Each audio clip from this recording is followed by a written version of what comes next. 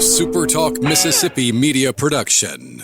Come see your locally owned and operated Linton Glass for all your glass needs. No matter what glass you need to replace, you can count on Linton Glass. Call us today at 601-835-4336 or find us on the web at lintonglass.com.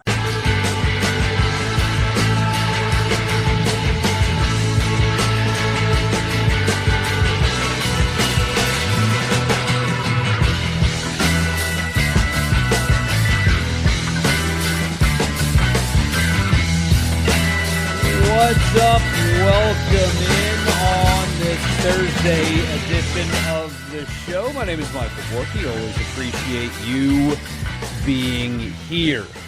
Training camp is finally here. Now, I'm frustrated, to be honest with you. I'm disappointed, and I am frustrated with whoever is running the Ole Miss social media accounts.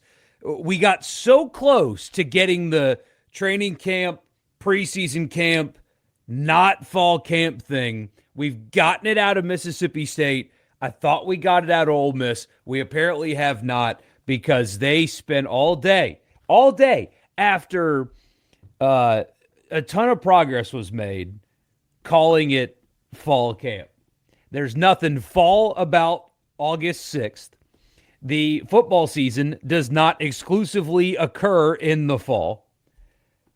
Training camp, preseason camp, that's what this is. But we are we're talking about it nonetheless. We are so glad that you are here and you subscribe wherever you get your podcast. Just search the name and you can subscribe. And if you like what you hear, leave a rating and a review. Also right here on YouTube as well. Like, comment, subscribe, all that good stuff. Would really appreciate that. We are inching closer and closer to the start of college football season. I think on the radio show, it was team number 23 on the countdown of 100 teams in 100 days. So we're 23 days away from week 0. So not week 1, but week 0 is what we're counting down to. And I'm just glad you guys are here. I've got 6 cuts from Pete Golding's press conference. I don't want to play the entire thing. It's just 15 minutes straight. So I cut out some of the more interesting stuff that I liked from what he had to say today, and we'll talk about that. So that's what we'll do. Practice is officially here. Media viewing period for practice was punts. That's it, was punts. Now, apparently Kewan Lacey fielded a couple of punts. I said this on the radio show. I'll say it here as well. I think they're just letting him do that in practice. I don't anticipate him actually doing that in a game setting. If that day comes, if the day comes that Kewan Lacey takes the field at Ole Miss to catch a punt, storm the field. Storm the field. Don't let it happen. If he runs out there to field a punt, go storm the field and block it from happening. Have a football surrection, right? Not an insurrection, not January 6th. On September 6th, on September 6th, if Kewan Lacey goes out to field a punt, storm the field. You cannot let that happen, okay? I know it's unlikely. It doesn't seem like that's going to be a thing that's going to go down. But if it does, you have to take it upon yourselves to prevent that. Can't be having Kewan Lacey fielding punts. Can't have that. Otherwise, the media got to see nothing today, but we did get to hear from Pete Golding, so you will get to hear from that as well, including they're all mostly shortcuts, and then I've got a 3-minute one. He was asked about how do you get players to be mentally prepared for the big moments and the big spots in the SEC. It was really interesting. So that's going to be a bit of a longer one, so my apologies for that, but it's really good. And so I'll bring that to you guys here as well shortly. After I tell you about Scruggs Farm, Lawn, and Garden in Saltillo, Mississippi. Anything you need under one roof for home improvement, appliances, even clothes, great boots, and more. They've got you covered. Anything for your garden or your lawn or your hunting property or your deer camp, they have it all at Scruggs. And I mean, they have it all. Just a short drive from Oxford, but I know there's a lot of you in North Mississippi that are listening to this right now, that is the place to go for all of that. And they also have 0% on your John Deere, America's tractor, America's lawnmower, 0% financing, 36 months on zero turns, 0% for 36 months on commercial mowers, compact tractors, 0%, 72 months, 5 Series, 0%, 84 months, even a Gator at just 1.9%. They will take care of you, and they are just like you. That's the best part about them. They're relatable. They're not salespeople. That they're you that just so happen to work at this place. So they're relatable. They know what they're talking about. They're not just trying to sell you something. They use those things that they are trying to sell. So go check them out and tell them that it was me that sent you there. All right, starting with some of these Pete cuts. I've got 6 of them. Here's the first one. He was asked about health, but more specifically, a couple of rather significant portal pickups that they got that did not participate in spring because of injury. Jordan Renaud and Edwin Joseph, and here's what he had to say about the two of them. And this is going to be kind of a theme, I think, just with Pete Golding in general in this answer. We'll talk about it on the other side. It was really good to get some of those guys that weren't able to go through spring in a competitive period back out there and really see, are they who we thought they are? And those two that you brought up, I think, have the ability to be really good players. Really impressed with the summer that Edwin's had. The work ethic, we're still working on a little bit on some of the outside things, but when you spot the ball, the kid's special. He's got unique ability. He's got a lot of versatility. So thought he had a really, really good first day, and it was good to see him show up when it mattered. I think Jordan has gotten a lot better in the weight room. You know, obviously we had the surgery in the spring and had a really good summer, and I think he gives us a different presence on the edge. He's heavy-handed, but he's athletic enough to be a good pass rusher as well. So I was really excited to see both of them have pretty good days and be healthy. Edwin Joseph is somebody that they really need to be what they thought that he would be when he entered the portal. He's the Florida State transfer. And as we talked about at the end of last season, they needed more depth on the defensive line. And also, as we talked about, sidebar, they had to build that defense on a budget last year. This year, not as much. But they did not have playable depth on the defensive line the way they needed. The linebacker position was just simply not good enough. And they had good to below, like, they had at times below average safety play, and then at best they had average to decent safety play a season ago. They could have been a lot better at that position. And a guy like him is somebody that would have made a massive difference on last year's team. And I mean, you add a guy like him just in the Miami game alone, especially some of those long third downs. I mean, it could change that complexion of that game. And so he is that kind of player that can be that. He's the type of player that they were missing last season. But I like that from Pete Golding, and you'll hear it when you hear him talk about offensive line as well.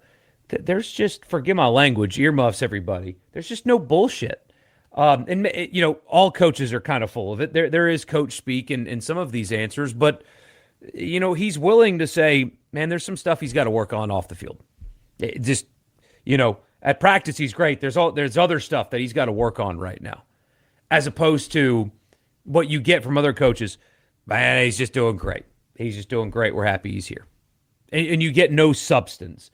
The offensive line one that you're going to hear here in a little bit is more along those lines.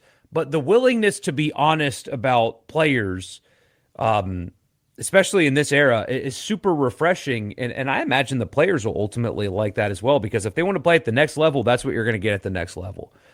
So, some brutal honesty, and you're not going to get your hand held. So if he's got things that he's got to get better at, the coach is willing to say that publicly. I like that, because it's not condescending. He's not calling him out. He's just being honest, because it's clear that he has said that to him as well. Anyway, I like that a lot. But hearing that he's at least, you know, flashing the way you would hope is encouraging. You just hope that he completely turns that into 24/7 matching what his ceiling is, which is incredibly high. All right, mentioned offensive tackle. You'll hear that in this answer as well. That is the position of most importance, attention, underline it, draw an arrow to it, circle it, offensive tackle. That's the one. We've talked about it all offseason. We'll talk about it all training camp. We'll talk about it going into the game against Louisville. It's offensive tackle. He was asked about it. Here's what he had to say there. It's for you as well. Yeah, I mean, I think when you're talking about 5'0" linemen, it's kind of like a puzzle.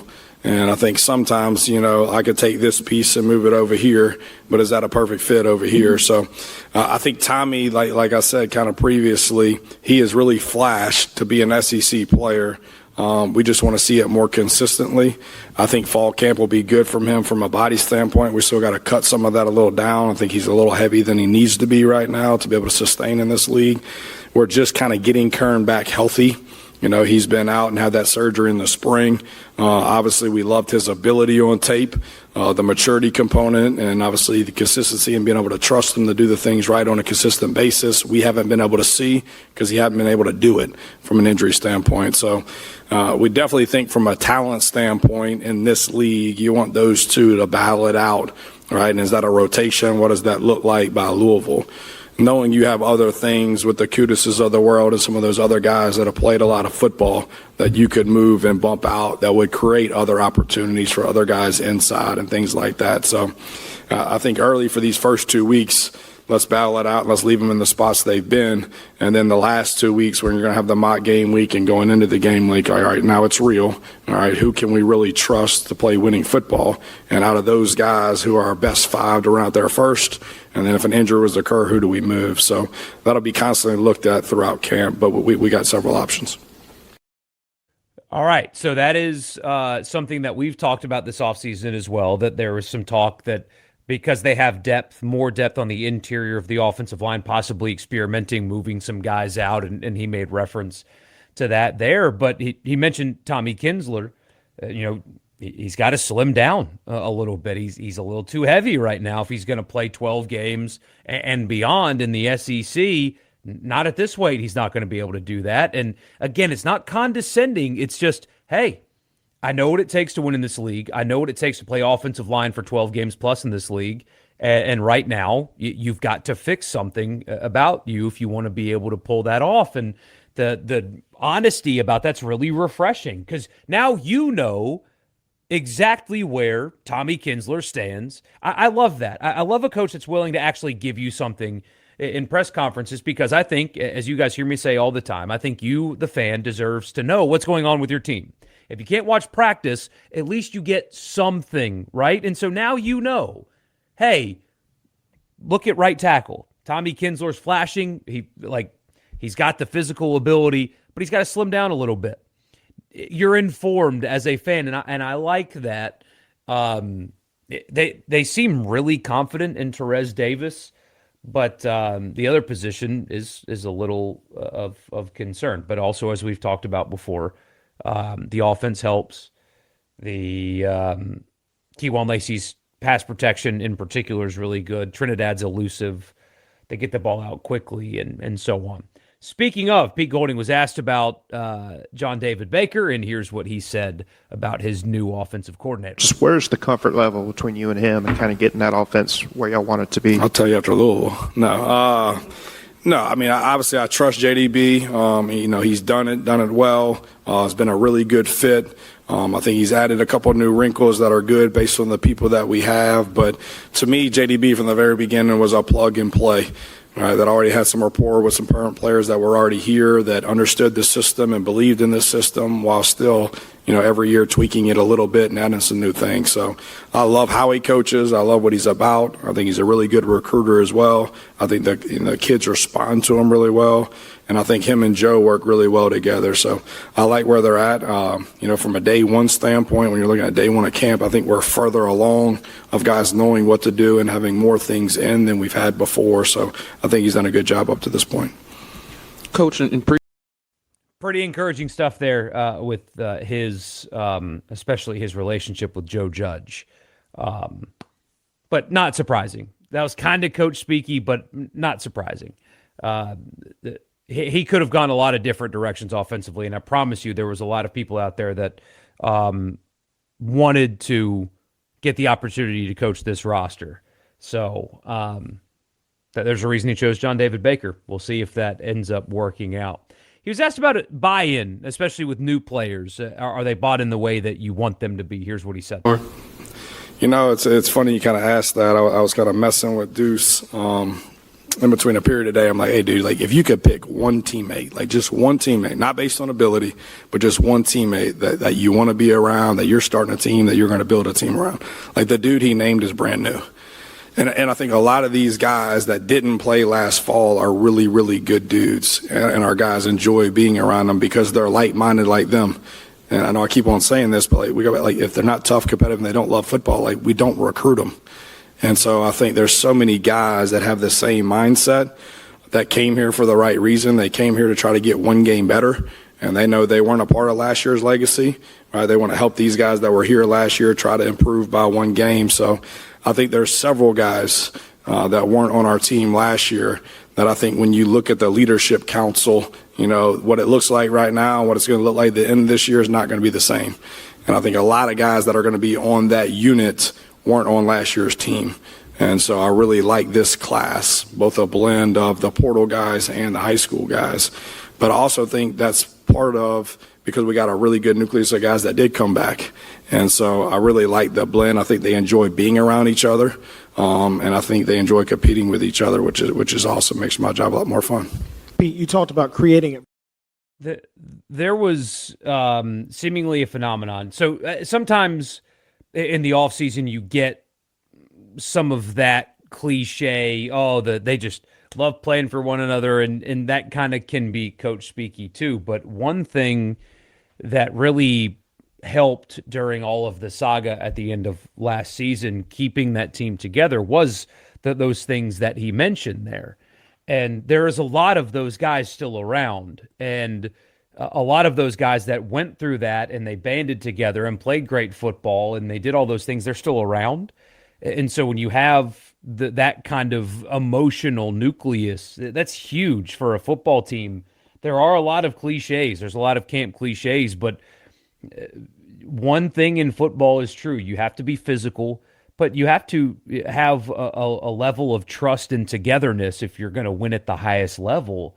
You can't have a team of individuals. That will never work in a sport like this. It has to be that way. So coaches talk about things like culture and all that stuff so much, but you have to have that. You have to have a group of guys that are selfless and only care about doing whatever they need to do to help the team win and enjoying being around each other, because that builds trust, and trust becomes a quality football team. And you do the right things on Saturdays. And so knowing that they've got that group back and they've had that experience, I think does have a major impact on what the ceiling of the team actually can be. All right, here's that long answer. Talking about preparation and having nerves and how do you eliminate those and those kind of things. This is really good stuff. It's 3 minutes long, but it's excellent. And so here Pete Golding is right now talking about preparation and standards and all that stuff. It's really good. Guys in with experience, hoping that the moment or the game or the stage isn't too big, and then now the focus starts becoming on something that doesn't really matter. Okay, and so I do think we have a lot of guys that have played in a lot of big games at big places and all that. That I think there's not a lot of anxiety going into certain things. Like we mentioned a couple years ago, at 2030, they're taking pictures of new stadiums and like, what are we doing? So I don't think there's any of that. But I think the sense of urgency to making sure that we're getting the playbook down from a communication standpoint and the attention to detail. And that's my thing that we've got to continue to improve on. Like, this isn't summer OTAs player run, right? Like, you don't get that my bad. The focus and the attention to detail and the effort, like, it's got to be more consistent. So we're definitely not where we need to be at all. We got a lot of work to do, but that needs to pick up a little bit, in my opinion. We'll take a question up top. Coach, you kind of just talked about performance anxiety. I was curious to know what is, I guess, a process or a method that you kind of talk to guys about when they do get on that stage and the lights do get bright. How do you help them just settle into the moment and be the best player that they can be? Yeah. I mean, I don't know. I think in my opinion, every profession is the same. Like, guys get nervous and they get anxious when they're not prepared.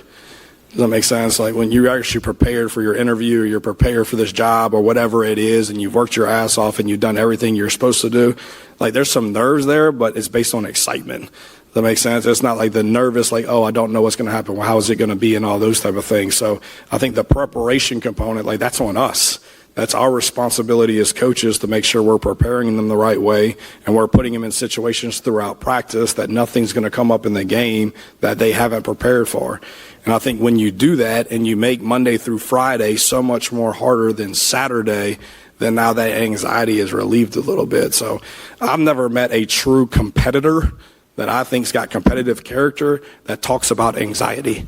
Like, I just haven't done that. And I'm not talking bad about anything else, but it's like, no, go work your ass off, practice really hard, let's prepare the right way, and let's go play. All right, and if we don't contest every play, all right, and we don't do what we're supposed to do, we shouldn't win, and we probably won't win in this league. But if you do, and you do what you're supposed to do Monday through Friday, then Saturday, right, when it matters, you're probably going to make the play you should because you have Monday through Friday. So to me, it's all back to the preparation component. Obviously, we use a lot of outside resources and other things outside of X's and O's to help with that. All right, I'm well aware of the times and all the things, and we make sure we use every resource we possibly can. But you do try to create as most competitive environments that you can and put them in those and create one-on-one scenarios and bring it up in front of the team to start kind of getting that, like, look, dude, you're going to get beat. You're going to miss a tackle. You're going to drop a ball. You're going to throw a pick. It's going to happen. All right, the greatest in the world have done it. How are you going to respond from it? So hopefully we can continue to do that throughout camp. That's just good stuff right there. I do love, it's very clear that something that happened in 23, specifically, I think it was the Georgia game. You got players walking around, taking pictures of the stadium, doing videos like, oh, look where I am. He's made reference to that a bunch of times, and it's clear that that has bothered him still. And yeah, really good stuff there. Just not much to add other than, what's that movie? Old School, right? Where they're having the debate, and they've got Will Ferrell's character with what was it, James Carville, and Will Ferrell goes first, and Carville's like, "I got nothing. That was excellent." Yeah, that's how I feel right now. All right, last thing. This he was asked about the court cases, like the one out of Colorado that's doing the fifth-year eligibility thing, and, you know, how do you handle that? And here's what he said about that. Well, I mean, I think a lot of this, I think Taylor does an unbelievable job in our compliance, and he does, you know, he has a good feel of what are things that are being talked about and floated out there that could be voted on in the future. Okay, if that was to happen, what would be your stance on it, and all those. So there's very few of them that actually get passed that, like you didn't heard about it, or is there a plan in place? But I think the management of the roster and the team, are you going to wait on that moment and actually leave space and it might not get passed? I'm always going to go based on where the rules right now and have a plan for if it does occur. But I think Taylor does a great job, and Keith and all those. And we talk about a lot of these in the head coach meetings. They get brought up. They're not voted on yet, but it potentially could occur. And so you're kind of ahead of it from that standpoint. But no, I mean, I refer to Taylor and those in a lot of that, and just like, hey, man, when this is real, call me. You know, I will say, which that's just kind of funny how much they have to deal with and navigate as there's constantly new stuff and new rules popping up. But I will give Ole Miss a ton of credit. They have really done a good job of being prepared and not guessing wrong in a way. I mean, you saw it with when collectives first started becoming a thing.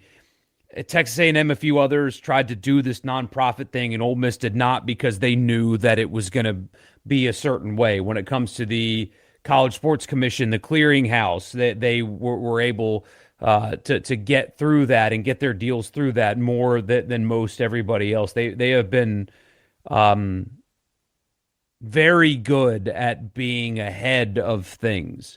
Administratively, from the collective to the AD and all that. They've done such a good job with getting out ahead of stuff like that. So the head coach can't be bothered with things that may or may not happen, but I will say Ole Miss does have a track record of not being blindsided by new rulings or things like that. We'll read some of your comments for just a few minutes after I tell you Logan Smith, Shelter Insurance, has got you covered anywhere in Mississippi for auto, home, life, or business insurance. Auto, home, life, or business insurance. He's in Brookhaven, but he'll take care of you anywhere in this state. 601-823-3500. That's the phone number, 601-823-3500. Tell him it was me that sent you when you call him.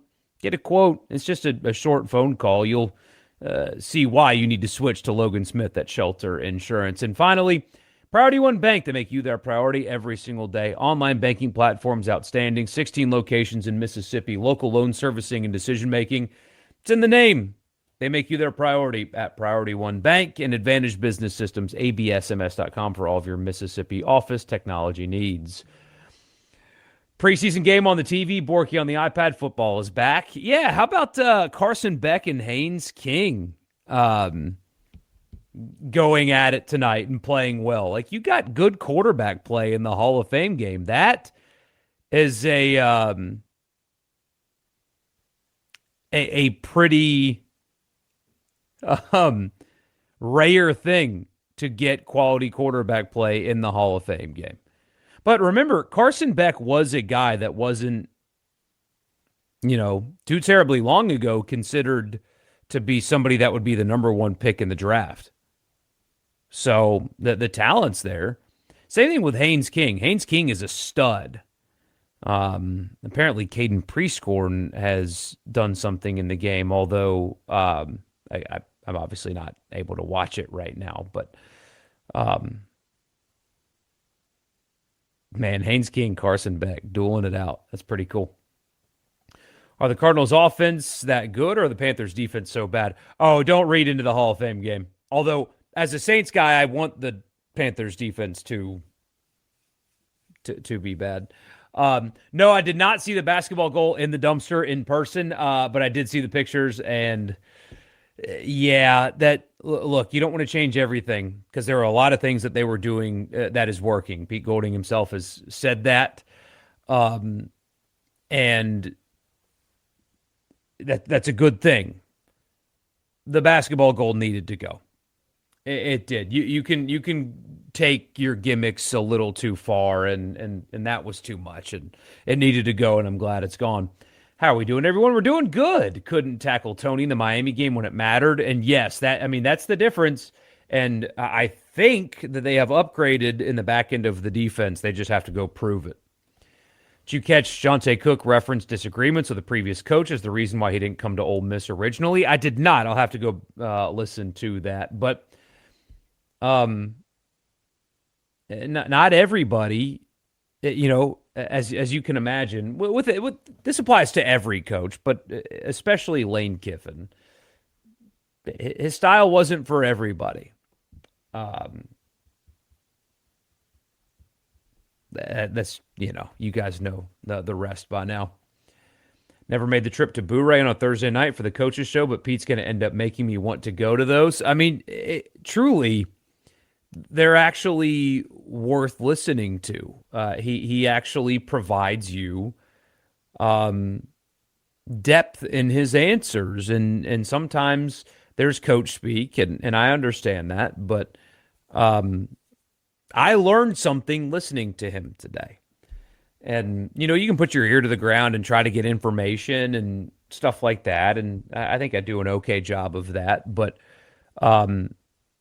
with a guy like Pete, especially the players as well, you can learn a lot from the players sometimes as well. But I learned things today from Pete Golding. I learned about Edwin Joseph. I learned about Jordan Renaud. I learned about Tommy Kinsler. All of that today. Learned that what we're, what the rumors were about testing some guys maybe at tackle is a thing that they're looking into and considering. So, yeah, I do think we learned something from Pete today. Hit the like button, give the man his flowers. I don't need any flowers, but I appreciate you. Mentioned it on the main show today, and I agree with you. The 2024 season was a failure. Yeah, here's the thing, man. State fans get into our text line on the radio show. That they like just an offshoot, like one-off comment today where I was like, yeah, I got the 2023 season and the 2024 season very briefly confused.